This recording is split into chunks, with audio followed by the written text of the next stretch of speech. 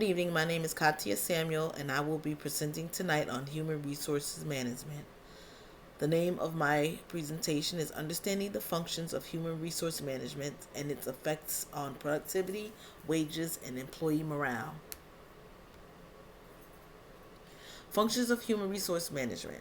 There are numerous functions of HRM that the functions can be broken down into a few categories with numerous subcategories that fulfill the needs of a single business, company, and organization.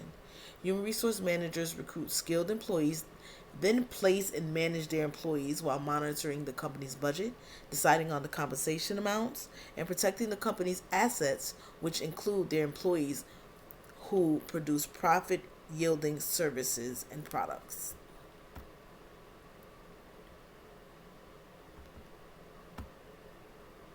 Employment laws.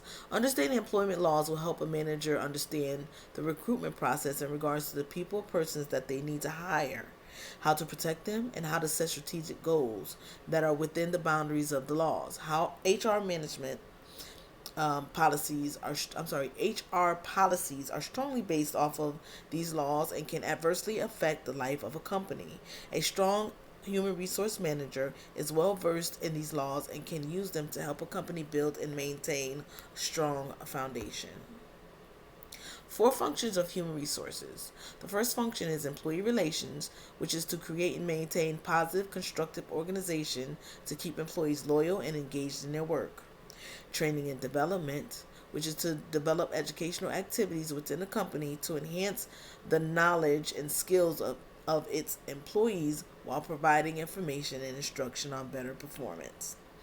Compensation and benefits, to focus on direct wages and salaries as well as an indirect compensation such as health insurance.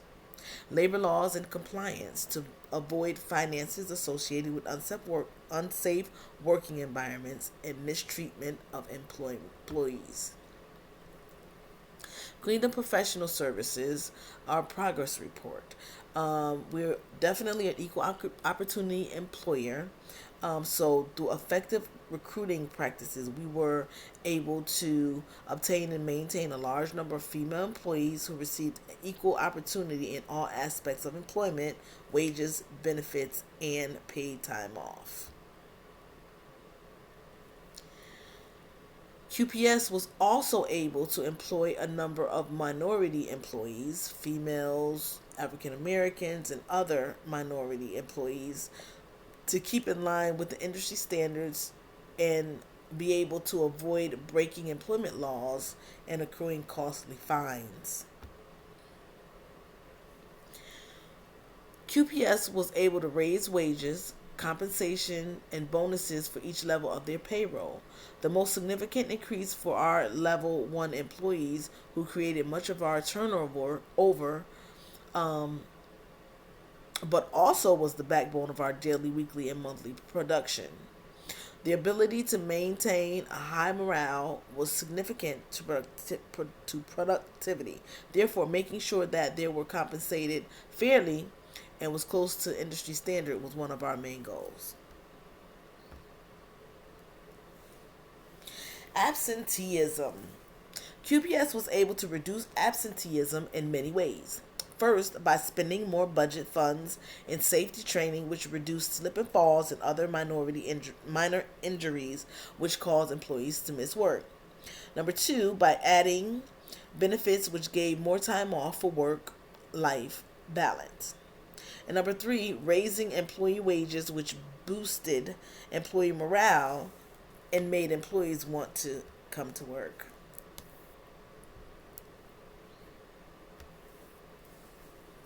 Turnover. QPS was able to combat employee turnover by simply showing that the company cared for our employees by listening to their issues and implementing programs hiring more part-time employees to decrease workplace burnout and stress. Productivity. Everything that QPS did to satisfy their employees, from implementing new training and development policies, wage increases, and additional benefits for them and their family, paid off. It showed in productivity. There was a significant increase in productivity from the first quarter to the eighth. simulation incidents. So there were special incidents that we had to decide on as a team in order to save our budget and make sure that we stay within budget, but to also cater to our employees. Um, so the first decision, we decided to hire 10 people, 10 employees, I'm sorry, at this time to meet production efforts and reduce overall expenditures on full-time employee wages.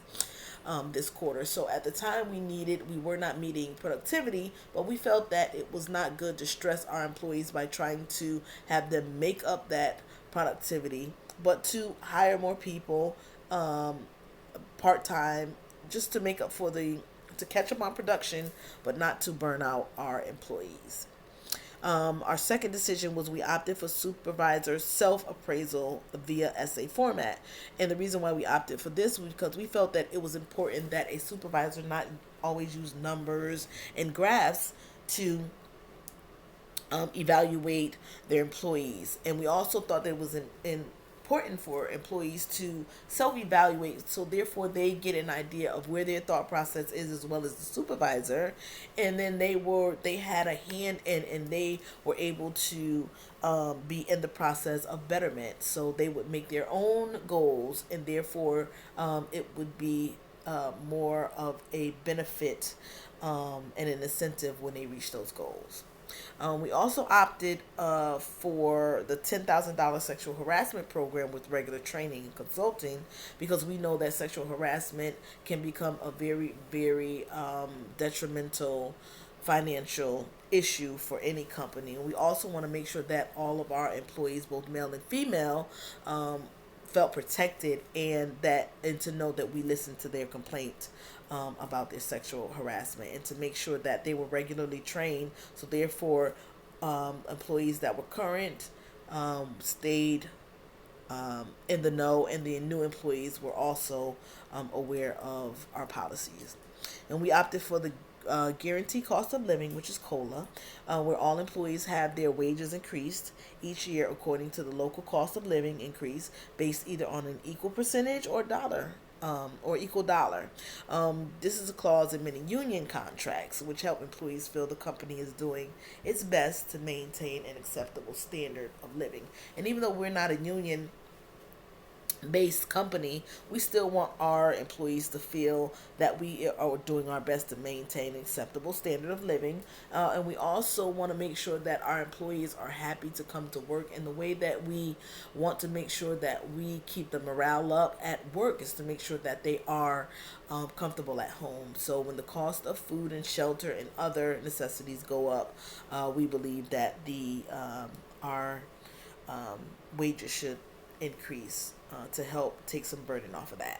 And we also opted not to create a task team with their own responsibilities. I'm sorry, because we didn't want to start pitting our employees against each other. When you start to make teams, you start to foster a negative kind of environment where people are really what's the word I'm looking for? They start to go against each other. You bring out the worst in people when you put them against each other. So we wanted to just make sure that we had a full team. Everyone was a team. Everyone worked together. We didn't want people to become competitive against each other. So we opted out of that option. But we did opt to implement the 3 programs: health, mental health, and substance abuse, because we know that healthy employees, both mentally and physically, are productive employees. They are happy employees. They are employees who come to work. They are employees who are most likely to stay. And we also know that substance abuse can be a big trigger for absenteeism. So instead of firing people for being, on drugs or having substance abuse problems, we want to be proactive and combat that, or give people an outlet, because just because people are substance abusers does not mean that they're not good workers. So we want to make sure that we keep our employees healthy and substance free. So in conclusion, we did really well, and I hope that you learned something from this video in regards to HR management and how to keep employees happy based on wages, productivity, and employee morale. Thank you.